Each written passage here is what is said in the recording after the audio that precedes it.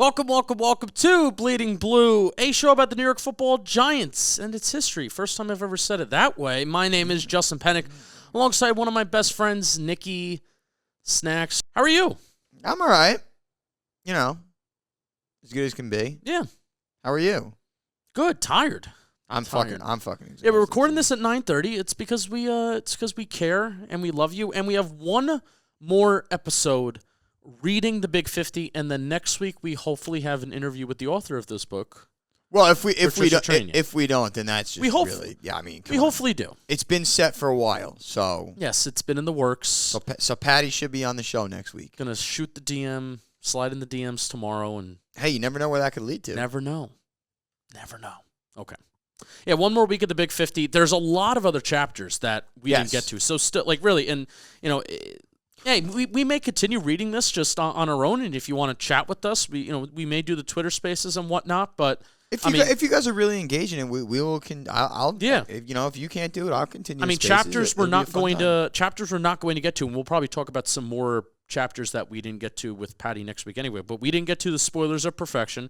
We didn't get to the end of an 18-year championship drought. When is that? There were 30 years, 1986. Wonder when that was. Maybe it was a 18-year championship 91 to 07. Oh, that too. Look at that. Good math. Ahead of their time, Sam Huff, the fumble, the Eli Manning trade, Cappy. The Giants had another Superman who team owner Wellington Mara once described as the number one player of the franchise's first 50 years of existence. That player was Mel Cappy Hine. Mel Hine. Yeah. Bad guy move for not knowing that. And see, I have PTSD that I just think that's what's his face, Kevin Abrams. Didn't you give me shit for Liam Neeson looks like shit. Oh my God. Wait. So we're recording this Thursday, June 9th, and the Ranger game is on. I usually hate doing this, but Liam Neeson just looked like shit. He looked really bad. That was bad. Awful. Sam Huff. It looked like his soul was taken from him. Ernie Accorsi. Chapter 17 is December 29, 2007, one of the best days of my life. Seeking to Spoil, the greatest football game that I've ever been to. So there's 50 chapters in this book, the Big 50, we only touched on probably 20% of the book. Well, we wanted to talk about really, when we first started, the origins and a lot of the bigger figureheads in Giants history. We've talked enough about the 07 team. We've talked enough about the 11 team. Correct. And the Eli, Super Bowl. Exactly. So we thought this was the right move, and I still agree with it. Yeah. And what we are doing today is actually we're going to talk some Bill Belichick. The what-ifs. What-ifs. That's part of it. But also the great, awesome assistant coaches that the Giants have had. Which are still what-ifs. Bill Belichick, we're going to start off with him. We're going to go into Vince Lombardi. We're going to go into a little bit of Tom Landry, too. And then I kind of want to hear some of your thoughts on Sean Payton. Sean Payton's not in the Big 50. He's not. But he's worth mentioning as a significant assistant Giants coach. And then we'll finish off with Romeo Crennel. Rest in peace. Well, he's not dead. He just retired. Rest in peace. I agree. We're not going to talk about Romeo Crennel. I have a question for you just about Bill Belichick's legacy in general, just as a football coach, not even a Giants coach. Yeah. What is he without Tom Brady? Wow. Great question. Loaded question. And I think that's a question that a lot of people have been asking. I want to say I think he would still find a way to be a great coach. I don't think he has the rings that he has or the success that he has. Because you got to think about it, too. The Browns were a dumpster fire. He came in. He was starting to turn that team around before he got... I think he would have done it. That's what I'm saying. He was on the precipice of doing that turnaround with the Cleveland Browns. But he never really had the full chance to do it. Right.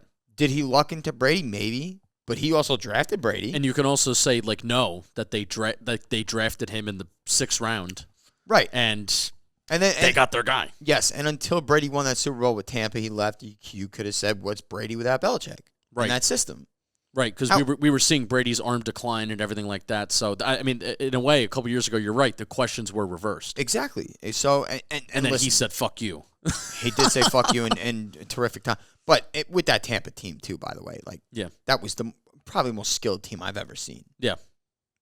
Offensively and defensively, they were insane. I was just going to say, it wasn't just one way. It wasn't just the offense, wasn't just the wide receivers. Right, right. They had a running game. They had an offensive line. They had weapons. They had everything. Yeah. They had pass rushing. They had everything. Yeah. So if he didn't win that, I would have been a little bit surprised. And I think we're going to eventually look back at Bill Belichick's coaching legacy and differentiate it from Bill Belichick, the executive, and Bill Belichick, the coach. He's a shitty executive. Because, and somehow that team last year with Mac Jones, somewhat of a stable quarterback situation, we'll see what the offense looks like this year without Josh McDaniels.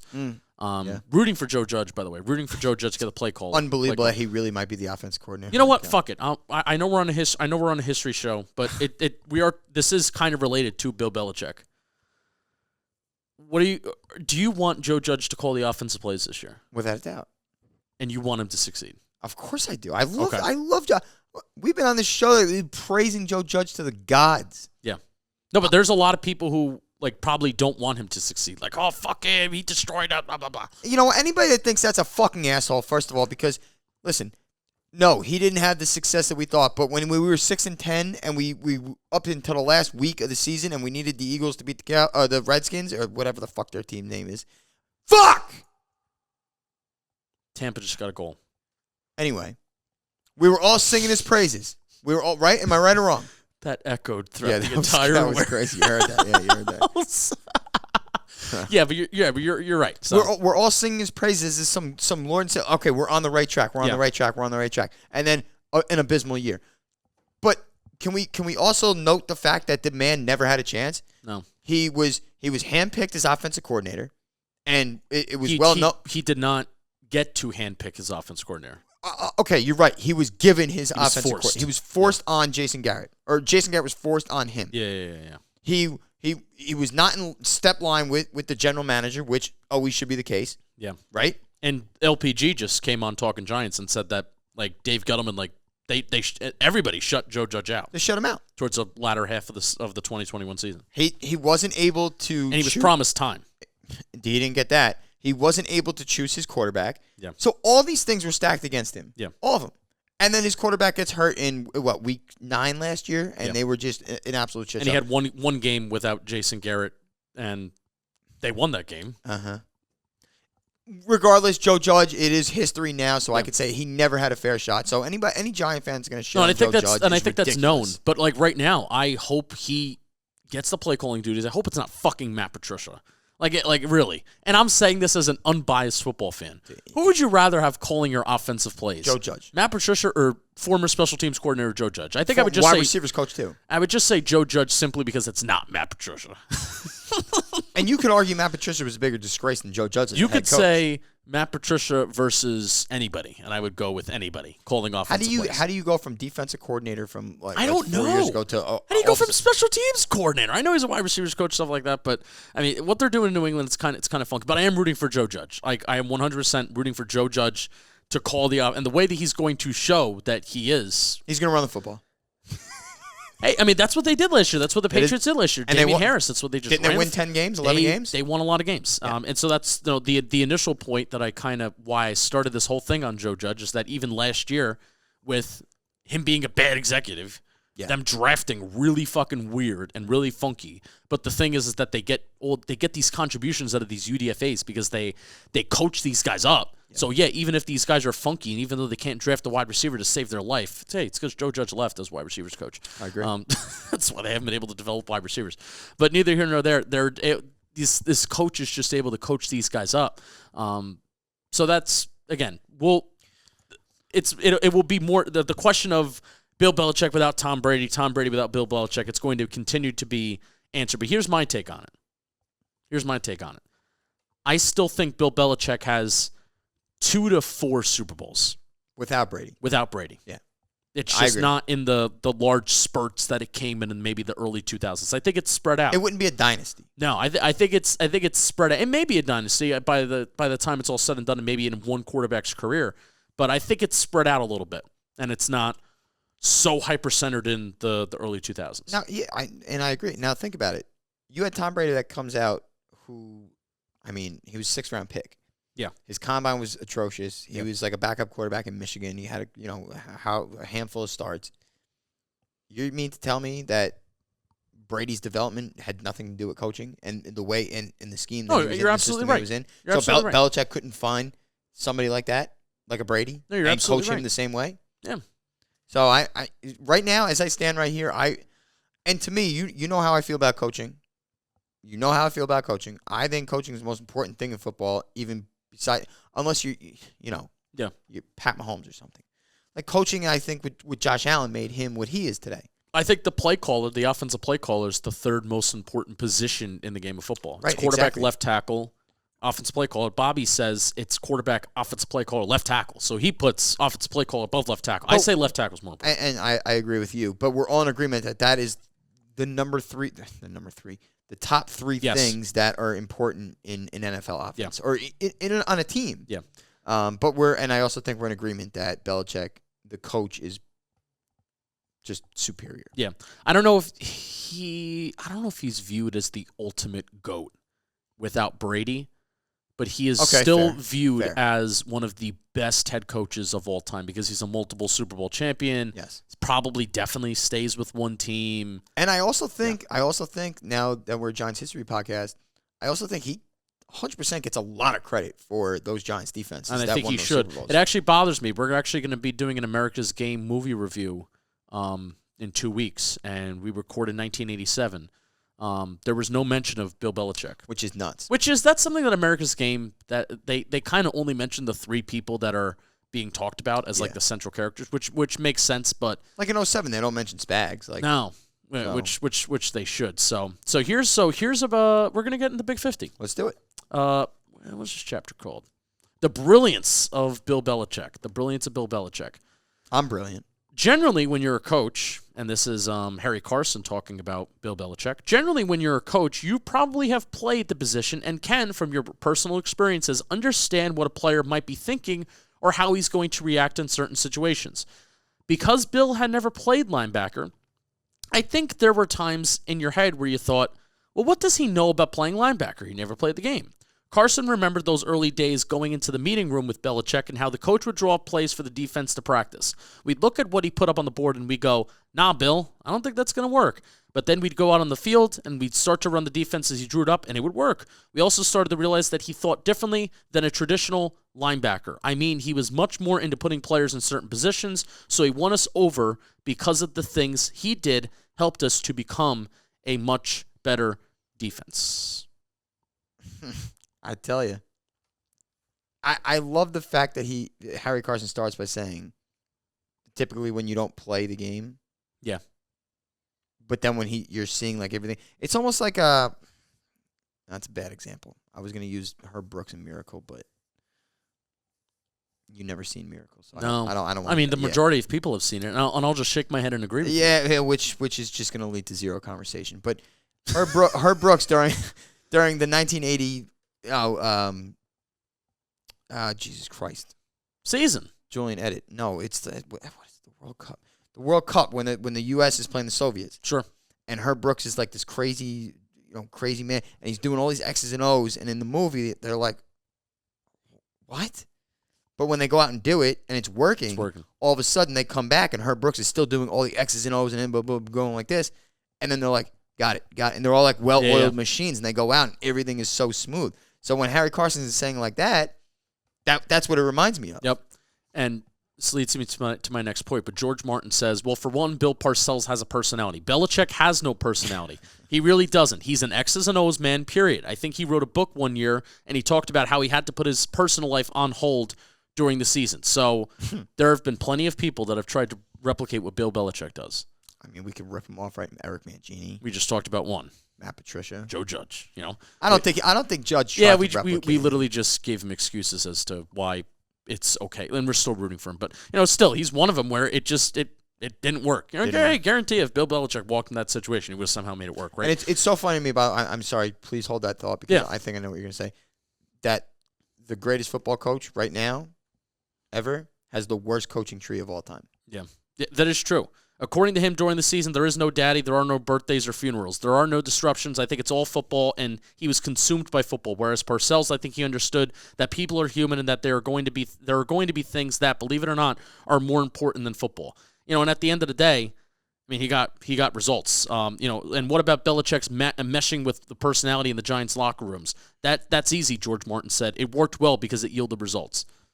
If it didn't yield results, it would have been off. It wouldn't fucking work. And that's with anything in life. Literally. If you don't get results, then it's just not going to work. But Correct. Bill Belichick, wherever he has gone, has gotten results. Yep. And that's why he's as superior of a coach as anybody. Yeah. And oh God, it pisses me off so much. I don't know if you have another point to go on this, but the fact that he was the defensive coordinator for two of the now, which defense do they say is better, the 90 or 86? More LT was better in 86. Well, LT was MVP in 86. Well, so. how about this? People comment or in the chat, which if you were around, which defense do you think is better? We may even put up a poll. Yeah, I would. It's a good idea to put up a poll. We should. It's a good question. You can maybe say that the 86 was more talented. You still had George Martin around. You're talking about LTs being 4 years younger. Harry Carson. No, Harry Carson. 86? Yes, I'm sorry. Yeah, Harry Carson was still floating around. But then 90, you bring in Banks. You have Leonard Marshall. No, Banks was on 86. No, he wasn't. He was drafted in 84, so he was there. 2-time Super Bowl champion. Oh, all right. I take that back. Bad guy move. Listen. Not you, but I think 1990 what Patty writes about is the Super Bowl 25 game plan. I think 1990 that group was just better coached, well coached. 86 was just naturally more talent. That's when you have LT going off for 20 and a half sacks. George Martin's still at the top of his game. George Martin's still there. Yeah. He had that the crazy awesome interception return against John Elway during the regular season. So this is Bill Belichick's defense's points allowed ranking by year. This is unbelievable. 1985 to 1990. 1985, 5th. 1986, 2nd. 1987, 13th. That was the year that there was a strike, I believe. Yes, that doesn't count. That was the 1987 season where it was a strike and Giants players just didn't show up in a shortened season, whatever. 1988, 9th. Bad year. 1989, 2nd. 1990, 1st. So the 2 years that they won a Super Bowl, 1986, 2nd, 1990, 1st. So maybe we just answered our own question. Well, I mean, that's at that point. I mean, between 1st and 2nd, I know. And I feel bad that I didn't really mention Banks in 86. He was still young, and he was overshadowed by LT and Carson. 1990 was when Carson was gone. Carl Banks really blossomed. Yeah. That's where he took off. And then Leonard Marshall was Leonard Marshall in 1990. So that's I really want to, we got to put that to a poll. Yeah, put that to a poll. So I say 86. I'm going to go 90. Okay, 1990 is just better. You could say that 1990 is just more impressive from Bill Belichick. Fair, yes. And I'm not even going based on the points per game rankings. Maybe it's more recent and I know a couple more of the guys, but I don't know. I'm going to go 90. So this is actually something that And I'm also going to go 90 because, I'm sorry, real quick. Yeah. Because that Super Bowl, what they did to the Buffalo Bills offense. Well, yeah, yes. But I think that's more, like I said, that's more impressive of what the mind of Bill Belichick, rather than the actual defense. True. So. Yeah, that's true. All and the offense held the ball for 45 minutes, so that works. That is true. So, defense forces those 3 and outs. Yes, we did talk about that. So I'm going to read you something that the first thing that I thought of is let Mario Manningham beat us. It's still a Nixon Cruz game. Yep. The game plans he put together were for the 90 percentile of players. And if that one player found himself in an unfortunate situation, he'd say, look, we can protect everything but this play. If this happens, then they caught us off guard. But this is as much yardage as they should make on a play like this. So when I read that quote, I'm thinking of him telling his defense, it's a Cruz and Knicks game, like you said, let Mario Manningham beat us. And that's exactly what they fucking did. Yeah.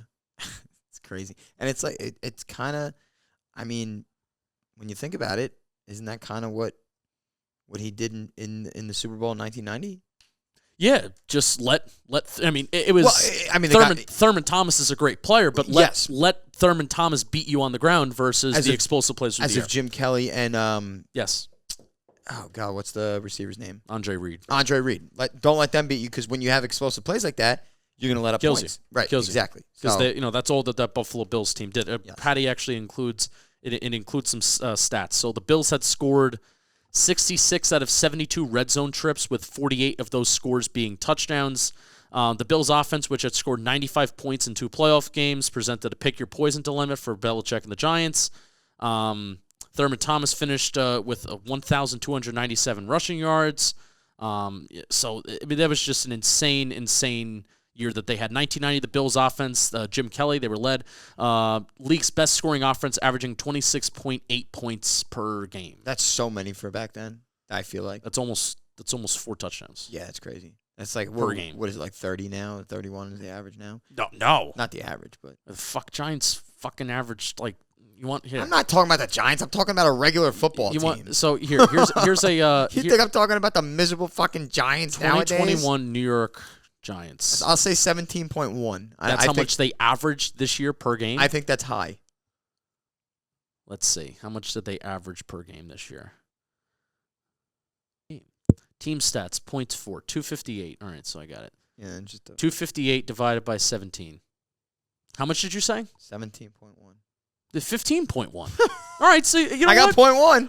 I thought it was actually less. I'm gonna be honest. That's so embarrassing. That's so embarrassing. Yeah, so the gosh. 1990 Buffalo Bills in a game that's 30 some years ago averaged 26.8. Yeah, and you know we praise Bill Parcells ad nauseum, and I think deservedly so. No, yes, but Bill Belichick, my gosh. Yeah. Do the Giants win those 2 Super Bowls if Bill Belichick isn't their defense coordinator? yeah, maybe not. Maybe not, right?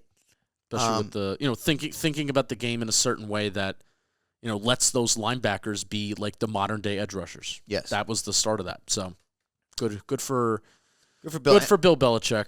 Yes, and it's the one that got away. I want to just say real quick. They did ESPN did I think it was like Bill and Bill or something like that. You really have to watch this. I know I haven't watched it.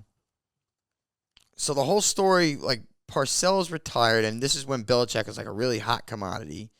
And if I'm saying this wrong, I'm going to get the gist of it, but if I'm saying it wrong, please eviscerate me and correct me. But Parcells was like, he was up in the air about retiring or not. Yeah. And Belichick was going to take over.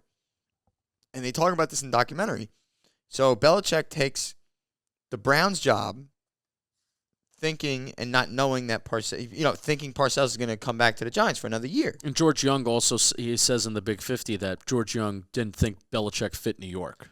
So correct. It's partially why maybe he was out of the loop on all this. Maybe. Fair. But I still think to this day Belichick gets the job if Parcells retires. I don't know. I really do. I know George Young says it. We'll ask Patty her opinion on that. Okay, fine. I think that's like, hey, we really think that he would have got the job, but you're saying that George Young wasn't willing. What do you think? All right, who you talked to? So what year was that? 90? It was 1990. It was the year after. Yeah. It's crazy how they won a fucking Super Bowl. And now, if Parcells has health issues, fine. Like, if you have health issues, it's legitimate, right? I always thought Parcells lied about that. Now looking back on it. He got surgery. I know he got the bypass. I get it all. Take a year off. But the fact that what he doesn't comes back, I don't know. I think we see coaches all the time get like surgery. Mike Zimmer almost went blind. Yes, I know, and I'm not coached teams for years. I'm not calling Parcells a liar. I think in watching that, I was not alive. I don't know what happened, but in watching that DVD, all I know is that Bill Belichick wanted so badly to be the coach of the New York Giants. Yeah, and he waited out as long as he possibly could for Parcells' decision. Yeah, and he thought, and what was said in the documentary essentially was, Parcells was telling him, I'm gonna coach another year. Yeah. So Belichick takes the job. And then I think a couple weeks later, Parcells steps down. Health issues. Okay. Yep. Fine. So to me, I think there was something there where Belichick thought he would get the job if Parcells stepped down. I'm sure he did. And my theory is that, Belichick reading the book, my theory is that George Young just, they didn't let him know. That's my theory. You all right? Yeah, I got allergies. My ears always itch and my eyes hurt. But that happens. That happens when I have headphones on. Maybe it's the headphones. I don't know. Yeah, because then you feel like you have earwax, but you actually don't. I don't have any earwax. No, I wash my ears all the time. But okay, maybe that's the case.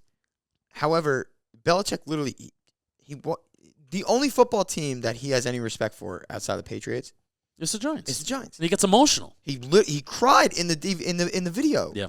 He wanted to, when they walk back in there, he's looking at it, he goes, that's the one clip I've seen. Yeah.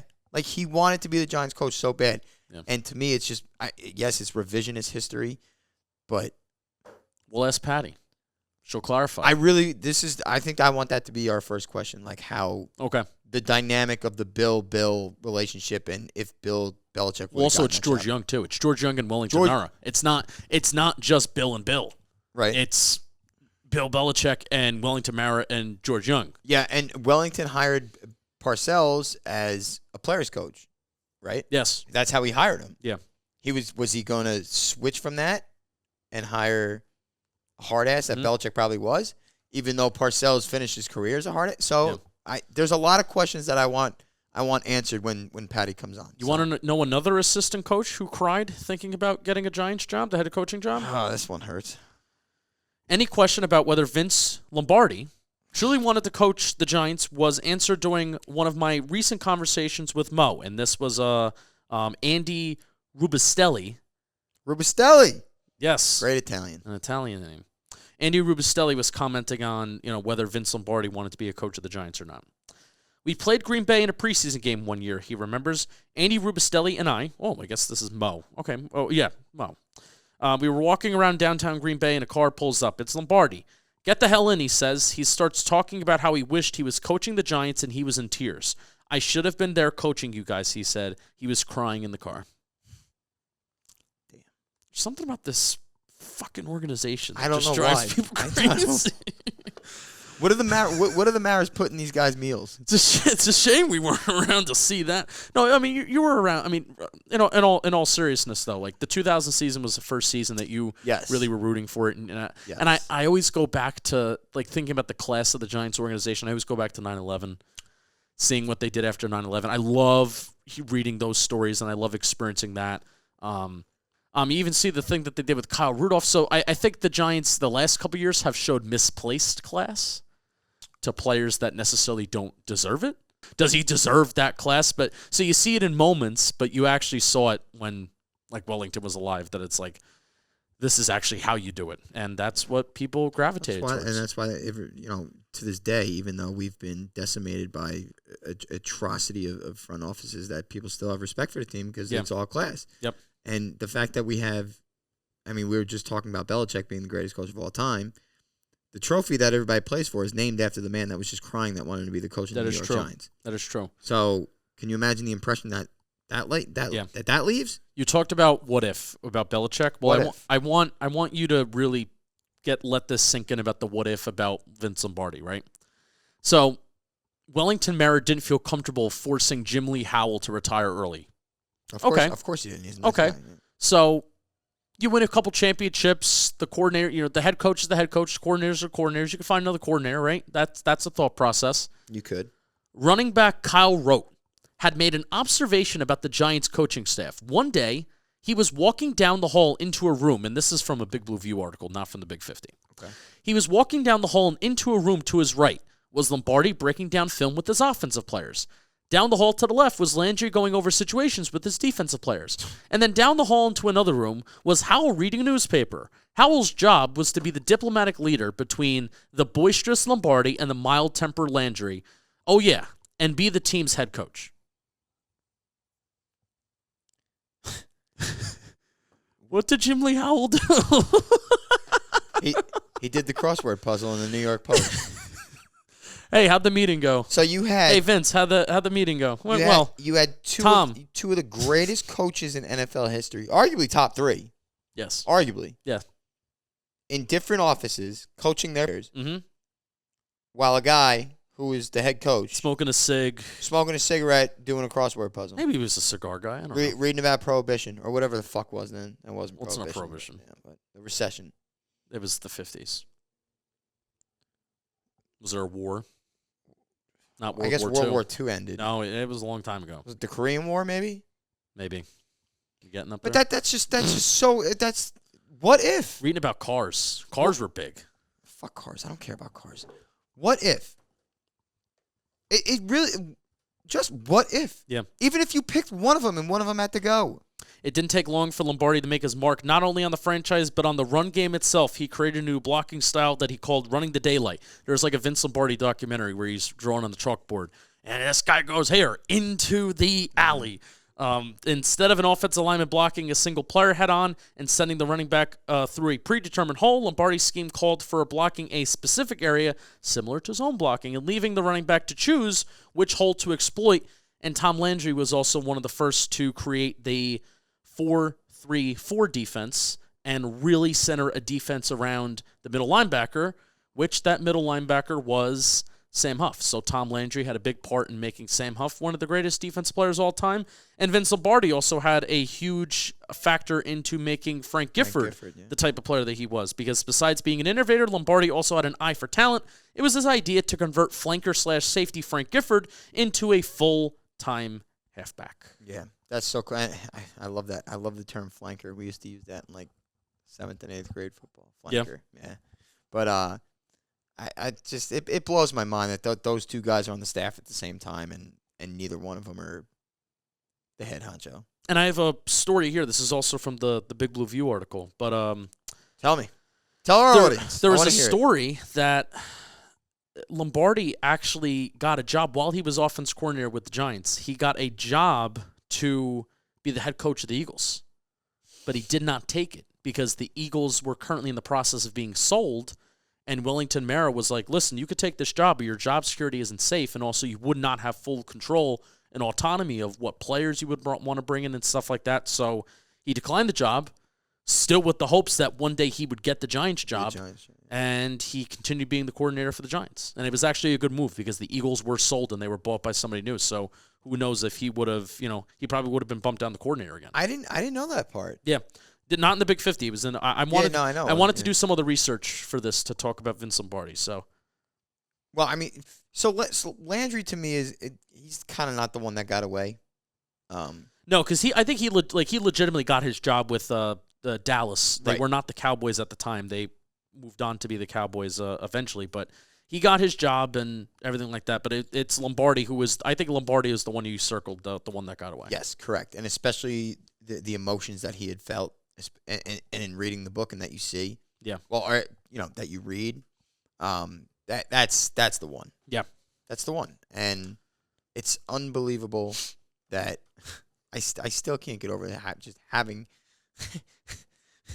that part just makes me laugh so much. Yeah, Lombardi's putting up, he's helping his offensive players draw up schemes here, and Landry's in the other room. Jim Lee Howell's reading and Jim Lee Howell's are in the newspaper. Yeah. Like, motherfucker, are you kidding me? Yeah. And what's crazy, too, so Vince Lombardi, while he was coordinator for the Giants for a couple years, he was employed by the Federal Bank and the Trust Company in Manhattan as an executive during the offseason. Eventually, after he does not take the Eagles head coaching job, Wellington Mara makes him the highest paid assistant coach in the National Football League to, encourage him to stay, and he's paid accordingly.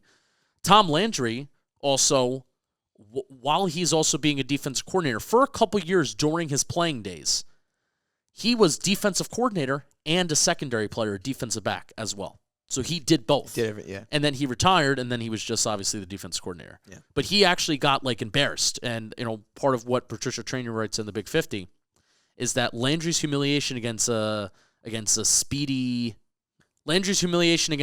Max Speedy taught him a valuable lesson about coaching, and that was to prepare for every possible little nuance that might arise in a game. In his autobiography, Landry wrote, "I'd learned as a defensive back that it wasn't enough for me to react to the movement of the ball. By the time I saw where the ball was being thrown and tried to get there, it would be too late to try and stop the play." So Landry created a defense that was focused on reading keys. For example, if a halfback went in one direction, Landry surmised that the play would take shape as one of the two possible options would lay out of those options for his teammates to stop the opponent.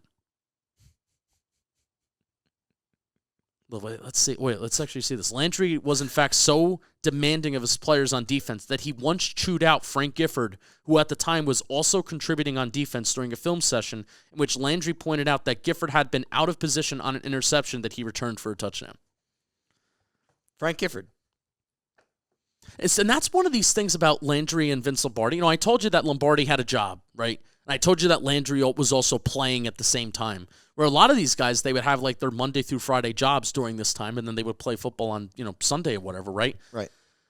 One of the thing that made these two guys great, that made them the greatest of all time, and really set the game up in a direction that it is now, is that they were so psychotic about preparing and their preparation. Their detail. Yeah. Their attention to detail. Yes. Yeah, and I think there's a story, that I was reading that might have been about Landry, whereas if you had a physical mistake, he got it. Fine. If you had a mental mistake, he would perceive that as you just don't have the mental Fortitude. capacity Yeah. to understand what's going on here. Therefore, you're not for me. Right. Which that's fucking cold. It's very cold because, I mean, you think about it, physical mistakes it could cost you even, I guess it goes Tomato, one way or the other. Tomato, yeah. But I love that. And they were one, and it could be hindsight to say this, but I think to take it to the level that they did, they were one of the first to really do that. They were the innovators of it. Yeah. Like, if you're not mentally in it, that means you're not paying attention to what I'm saying in the room. Not just man versus man. And this is offense and defense. Not just man versus man. You got him on offense, defense. It was, Vince Lombardi. No, I'm going to create something that's going to create space. Yes. Tom Landry. I'm going to create something that is centered around one of the most talented players on my football team, a middle linebacker that has to control everything, but also preventing offenses from going to a place that they want to go. I'm going to prevent that, not just mano-a-mano. Exactly. And if the player is not doing that, then it's mental, and then you're not listening to me, so get out. Yeah. So I can totally understand where they're coming from, where they'd rather a mentally fortitude-minded guy over, a physical specimen. Yeah. And I think that's what Belichick is like, too, because that's how... He drafts weird. He drafts weird. He drafts guys that he's like, okay, this guy, I interviewed him, and he works like this. He ticks like this. Yeah. I tick like that. He knows exactly what I want. I want him. I don't want the freak from Alabama. I want the moron from North Dakota State. Yeah. So it's just these coaches, man, and the lineage of wild. Now, I don't want to say wild. The lineage of Giants assistant coaches that we've had from our inception. Yeah. And what they've gone on to be is nuts. And there's even Sean Payton, who we're not going to talk about. I wanted to. No. There's even Sean Payton. Sean Payton, to me, he's not really. Is he one that got away? I mean, because it eventually ended in Tom Coughlin. We talked about this. It's a very. I want to. You know what? Maybe we could start a conversation in Spaces or on the Bleeding Blue Twitter account. I don't think he's a one that got away because Tom Coughlin won 2 Super Bowls. Yeah. But I also do want to know what Sean Payton could have done with Eli. Yeah. Tom Coughlin wasn't a quarterback whisperer. Sean Payton was known to be like an offensive guru. Yeah. You know what I mean? I also would have loved, unbiased football opinion, he went to the Cowboys from 03 to 05. That's who really fucked up the Cowboys. As a QB coach. Yes. I would have loved to see what Sean Payton did with Tony Romo. And not Jason Garrett. It's fair. Tony Romo was really good. I mean, Jason Garrett was the next in line because Sean Payton was the QB. What a fucking disgrace. You know what? He went from the offensive coordinator to the Giants to the QB coach to the Cowboys, and they had that fuckhead Jason Garrett calling plays, and then he was the one who got promoted at the end of the day. It worked out for us. Worked out for the Saints. Who didn't it work out for? The Cowboys. Cowboys, yeah. When was the last time Cowboys won a Super Bowl? VCRs were around. Yeah, beepers too. Mm. And you know who wasn't around? One of my good friends, Michael Boker. You too. Yeah, I was not around, no. When were you born? 98. Yeah, you weren't around? Nope. You fucking loser, Cowboy fans. You fucking losers. And you know who else wasn't around? Who? Our miserable, rotten editor, Julian. Ah, that's true. Yeah, he's younger than all of us. No, but Sean Payton is something that I do want to bring up when we talk about this in Spaces. I think that's a good conversation because I agree. a lot of the people are around my age. A lot of people are your age too, but everybody knows Sean Payton. Yeah. He's more recent, so I do think that would be a good. And there were some funky things that happened between him and Fossil. Yes. Him and Fossil kind of butted heads. Yes. He had play calling duties for a little bit, but then Fossil took him back, and then it didn't work. So we'll talk all about that. But that's another element that we have yet to explore. But that's going to do it. Yes, and John Fox too, by the way, who's a Super Bowl winning coach. Oh, that's true. Yeah, he was a defense coordinator. God, yes. He's somebody I don't hold him in high as regards as Sean Payton. Yeah, he was a great coach. There. He was a great coach for a while. All right, that's going to do it for this week. We will see you next week. That is it. That is the truth. We will see you next week with hopefully a Patricia Traina interview. I mean, if we don't, then we may die. I'll kill Justin on air. There you go. All right. No, wait, that's bad. Bleep that out. No. Well, FBI. No. I don't give a fuck. Whatever. They've come after you before. Keep on bleeding blue and snacks. Fuck Tiki Barber.